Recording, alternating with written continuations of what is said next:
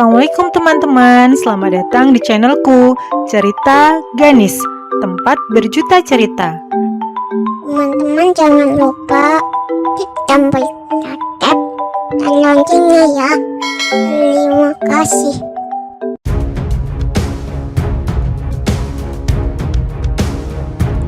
Apa kabar sahabat Ganis? Semoga sehat selalu dan senantiasa dalam lindungan Allah Subhanahu wa Ta'ala. Kali ini cerita Ganis akan melanjutkan cerita tentang peristiwa berdarah di Karbala.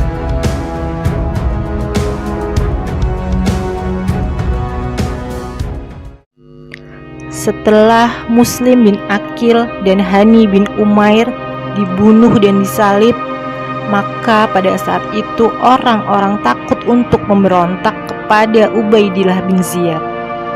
Maka saat itulah orang-orang yang sudah mengirimkan surat kepada Al-Husain berkhianat. Ketika Muslim bin Aqil terbunuh, Al-Husain tidak mengetahuinya. Al-Husain ketika itu sudah siap berangkat bersama para keluarga dan sedikit pasukan menuju Kufah. Ada beberapa orang yang keberatan dengan kepergian Al-Husain menuju Kufah. Salah satunya adalah Abdullah bin Abbas. Beliau sempat mengatakan kepada Al-Husain, "Sungguh, aku tidak menyukai kepergianmu ini, karena kaum yang akan engkau temui adalah kaum yang telah membunuh ayahmu dan meracuni saudaramu. Lupakah engkau jika mereka adalah kaum munafik yang telah berkhianat kepada dua pendahulumu? Maka aku sarankan engkau agar tidak berangkat, Al-Husain." Maka Husain mengatakan, "Lebih baik bagiku mati di luar Mekah daripada aku mati di tangan orang-orang pengkhianat di negeriku sendiri, di kampung halamanku sendiri." Maka Al-Husain ketika itu dengan mantap berangkat menuju Kufah.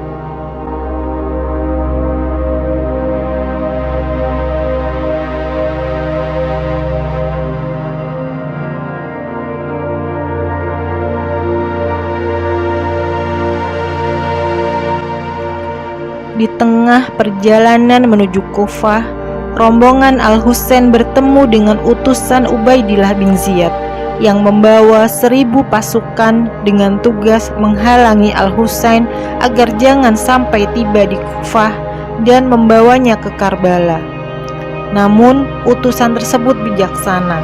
Dia menawarkan kepada Al-Husain agar tidak berangkat ke Kufah karena akan terjadi peperangan yang akan menghabisi semua keluarganya. "Ya Al-Husain, lebih baik engkau pergi ke Syam, Basrah atau kembali ke Mekah." Kemudian diceritakan juga oleh utusan itu tentang penyaliban Muslim bin Aqil dan Hani bin Umair. Kemudian Al-Husain mengikuti perintah untuk tidak jadi ke Kufah, dan ternyata hal ini diketahui oleh Ubaidillah bin Ziyad. Maka dia mengirimkan lebih banyak lagi pasukan, kali ini 4000 orang, hingga genap yang mengepung pasukan Al-Husain itu 5000 orang. Pasukan tersebut menghalau pasukan Al-Husain menuju Karbala, karena perintah Ubaidillah bin Ziyad adalah menghalau mereka ke tempat yang kering sekali. Ketika sampai di Karbala, Al-Husain bertanya, "Tempat apakah ini?"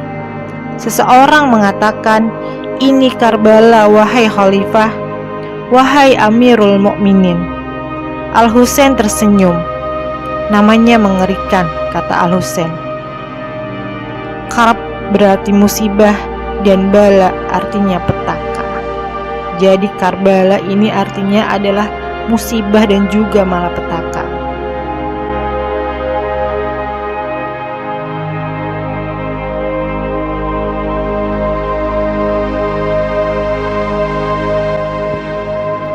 Umar bin Sa'ad, pemimpin 5000 pasukan Kufah, sempat memberi masukan kepada Al-Husain.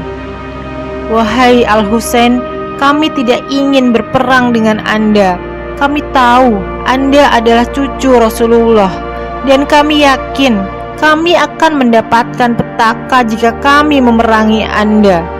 Sebaiknya Anda mengajukan perdamaian dengan Yazid bin Muawiyah. Pilihan yang saya berikan pada Anda: pertama, Anda kembali ke Mekah atau pergi ke Syam.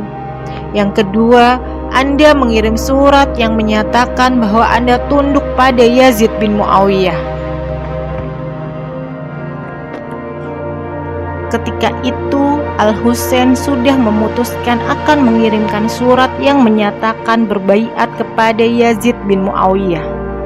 Namun, sebelum surat itu sampai, Ubaidillah bin Ziyad sudah memberikan perintah untuk membunuh dan memerangi Al-Husain yang saat itu hanya terdiri dari 72 atau 73 orang. Bayangkan, 72 orang dikepung oleh 5.000 pasukan. Ini namanya bukan perang, tapi pembantaian. Kamis 9 Muharram tahun 61 Hijriah menjelang maghrib, Al-Husain mengatakan pada pasukan Ubaidillah bin Ziyad untuk meminta tangguh sampai esok hari, di mana esok hari Al-Husain akan datang menghadap Ubaidillah bin Ziyad untuk berdamai. Al-Husain mengatakan demikian agar beliau bisa melaksanakan sholat tahajud di malam itu, dan itu dikabulkan oleh pasukan Ubaidillah bin Ziyad.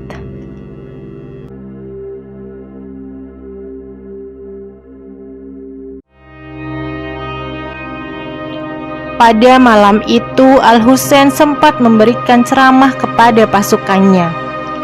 Malam ini aku mengizinkan kalian untuk kembali ke tengah-tengah keluarga kalian masing-masing.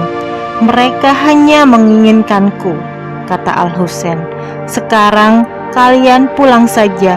Kembalilah kalian ke Madinah atau ke Mekah atau kemanapun tempat yang aman dari kejaran Yazid bin Muawiyah dan Ubaidillah bin Ziyad. Al-Abbas bin Ali berkata kepada Al-Husain, "Wahai Al-Husain, kami tidak setuju. Kami tidak terima Anda berjuang seorang diri. Apa artinya kami tanpa Anda? Demi Allah, kami datang untuk membantu Anda. Kami tidak berharap kami hidup tanpa kepemimpinan Anda. Apa jadinya hidup kami tanpa Anda? Kami akan terus berjuang bersama Anda sampai titik darah penghabisan." Maka sempat ada sebagian dari mereka yang pulang, sehingga yang tersisa hanya Ahlul Bait yang dikirim dari Madinah saja. Orang-orang Mekah kembali pulang, maka yang tersisa hanyalah 72 atau 73 orang saja.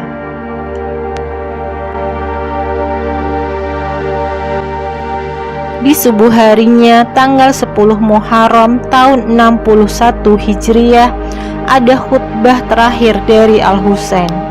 Beliau menaiki kuda kesayangannya, kemudian menghampiri pasukan yang tengah mengepung beliau. Beliau menatap pasukan pengepung dan berkhutbah sangat indah serta menyentuh hati. Beliau berkata, "Lihatlah nasabku, pandangilah siapa aku ini, lantas lihatlah siapa diri kalian. Perhatikanlah, apakah halal bagi kalian untuk membunuhku dan mencederai kehormatanku? Bukankah aku putra dari anak perempuan nabimu? Bukankah aku ini anak dari Ali? Bukankah Hamzah pemuka para syuhada adalah pamanku? Bukankah Ja'far yang terbang dengan 2 sayap di surga itu pamanku? Tidakkah kalian mendengar kalimat yang masyhur di antara kalian bahwa Rasulullah berkata tentang saudaraku dan aku adalah pemuka dari pemuda ahli surga? Jika kalian percaya dengan apa yang aku sampaikan, dan sungguh itu benar, karena aku tak pernah berdusta. Tapi jika kalian tak mempercayaiku, maka tanyalah pada Jabir bin Abdullah al-Ansyari, Abu Sa'id al-Khudri, Sahal bin Sa'ad, Zaid bin Arqam, dan Anas bin Malik. mereka akan memberitahu kalian bahwa mereka mendengar apa yang Nabi sampaikan. Tidakkah ini cukup menghalangi kalian untuk menumpahkan darahku?